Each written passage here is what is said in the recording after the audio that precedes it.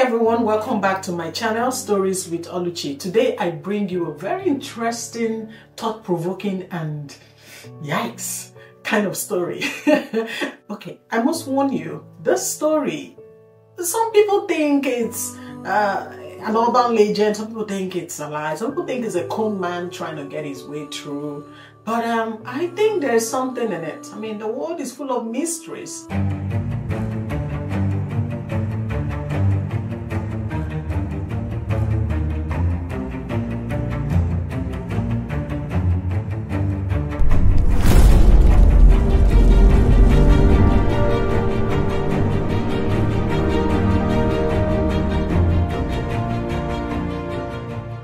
So on a hot summer day in July of 1954, a man arrived at Haneda Airport in Tokyo. He was perfectly dressed, a Caucasian gentleman, bearded, wearing a suit. He may have spoken some French. He knew a fair bit of Japanese, nothing out of the ordinary, just a traveler passing by. And not until the man handed over his passport. The passport looked legit, but with one oddity.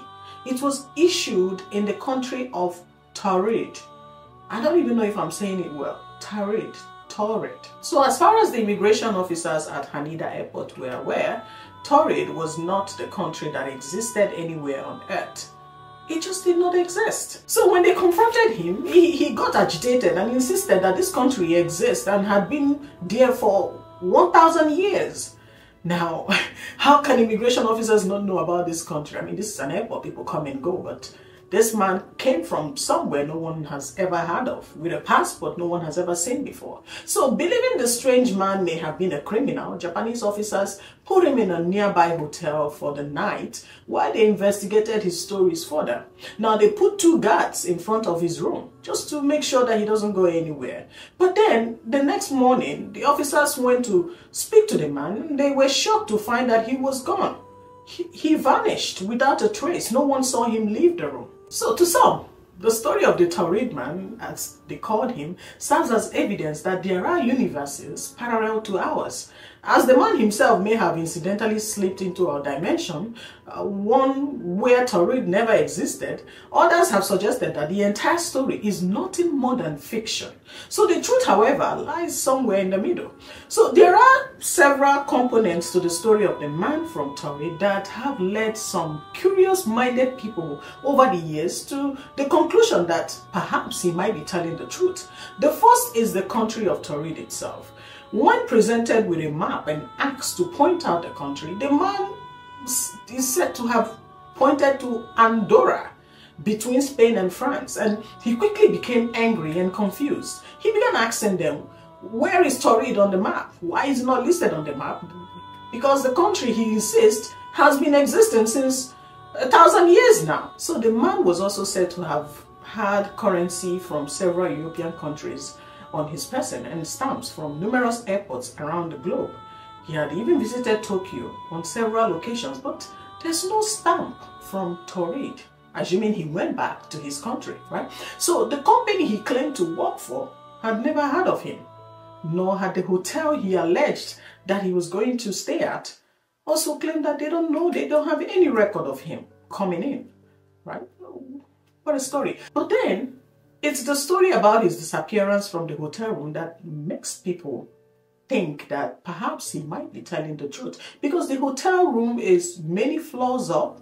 There's no balcony where he could have, jumped over from.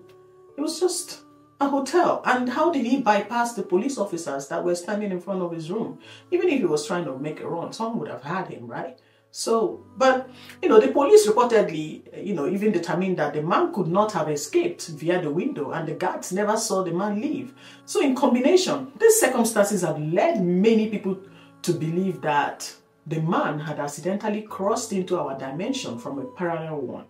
So his disappearance may have been because he was sliding back and forth into our universe, but again, without any intention or explanation. So it seemed like he was later found and they tried to charge him for illegal entry into Tokyo. And when he was informed of his sentencing, he began shouting, "I am going to kill myself." And then he slashed his arms with pieces of broken glass bottle that he had kept on him during, when he was arrested.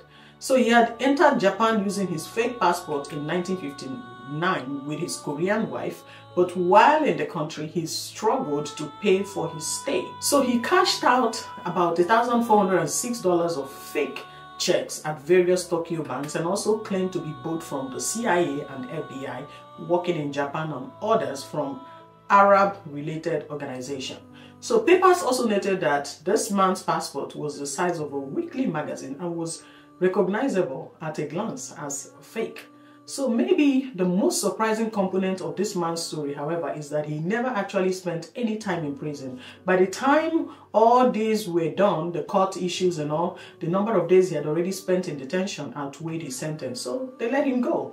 But ultimately, this man said he would leave Japan to start a new life in a new country.